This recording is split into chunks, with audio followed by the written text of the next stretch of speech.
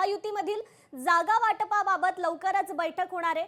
उपमुख्यमंत्री एकनाथ शिंदेंनी ही माहिती दिली आहे। पदाधिकारी आधी चर्चा करतील असं शिंदे म्हणाले। तर अडचण असेल तिथे फडणवीस आणि मी निर्णय घेणार असल्याची देखील माहिती उपमुख्यमंत्री एकनाथ शिंदेंनी दिलेली आहे।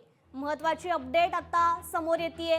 महायुतीमधील जागा वाटपाबाबत आता लवकरच बैठक होणार आहे। महापालिकेच्या निवडणुकांच्या पार्श्वभूमीवर आता या बैठकीला महत्त्व प्राप्त झालंय। पदाधिकारी आधी चर्चा करतील, अडचण असेल तिथे फडणवीस आणि मी निर्णय घेणार अशी माहिती आता उपमुख्यमंत्री एकनाथ शिंदे यांनी दिलेली आहे।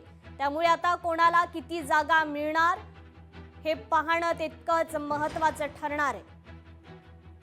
संपूर्ण महाराष्ट्रामध्ये ज्या 29 महापालिका आहेत, 29 महापालिकांना 29 ज्या काही कमिटी आहेत त्या भारतीय जनता पक्षाचे पदाधिकारी, शिवसेनेचे पदाधिकारी हे मिळून चर्चा करतील, बैठक करतील आणि त्यामध्ये महायुतीचं जे काही जागा वाटपाच्या बद्दल जो काही निर्णय तो होईल आणि जिथे कुठे अडचण येईल तिथे मुख्यमंत्री देवेंद्रजी, मी, प्रदेश अध्यक्ष आणि आमचे प्रमुख लोक निर्णय घेऊ।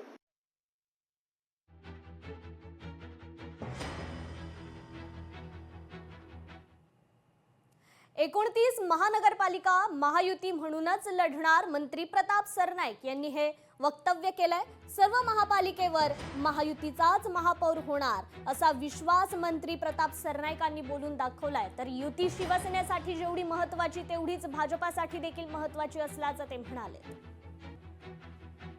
युती तर महाराष्ट्रातील 29 महानगरपालिकांमध्ये करण्याचा निर्णय आदरणीय मुख्यमंत्री श्री देवेंद्रजी फडणवीस आणि त्याचबरोबर आमच्या पक्षाचे नेते उपमुख्यमंत्री आदरणीय एकनाथ शिंदे साहेबांनी घेतलेला आहे आणि राज्यातील 29 महापालिकांमध्ये युतीतनच लढायचा निर्णय झालेला आहे। काही ठिकाणी अपवादात्मक परिस्थिती येऊ शकते, परंतु ठाणे जिल्ह्यामध्ये बहुतांश महापालिकांमध्ये युती करण्याचा निर्णय हा एकनाथ शिंदे साहेबांनी आणि देवेंद्रजींनी घेतलेला आहे। ठाणे महापालिका क्षेत्रामध्ये पदाधिकाऱ्यांची बैठक सुद्धा होणार। त्या बैठकीला आमचे खासदार नरेश मिस्त्रींच्या माध्यमातून भारतीय जनता पक्षाच्या सर्व नेत्यांबरोबर ते चर्चाही करतील आणि आम्हाला खात्री आहे 29च्या 29 महापालिकेमध्ये शिवसेना, भाजप आणि ज्या ठिकाणी राष्ट्रवादी असेल त्या ठिकाणी राष्ट्रवादी अशा पद्धतीचा महायुतीचे महापौर प्रत्येक महापालिकांमध्ये बसेल।